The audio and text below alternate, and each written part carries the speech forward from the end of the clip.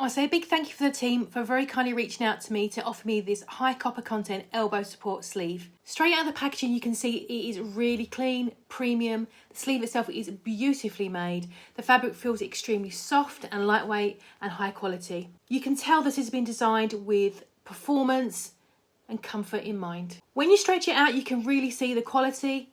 The elasticity is smooth and strong. It snaps back perfectly. This is because it is infused with copper ions. This material also helps it stay fresh, helps with deodorization and keeps your elbow dry and comfortable. The sleeve also has 2 levels of compression, which is a really great bonus. It stabilizes the elbow joint, giving targeted support and helps release pressure.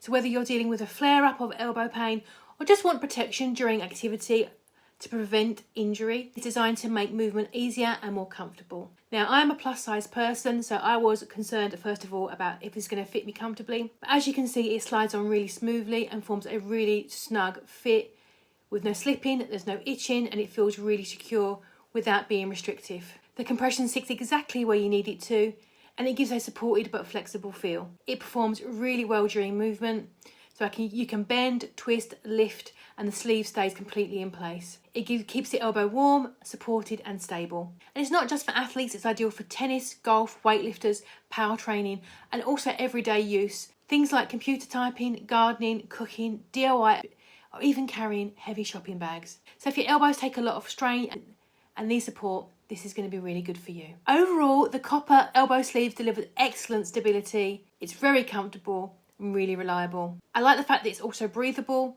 and stays in place. So if you want something that works, gives you the support you need, I really recommend giving this a try.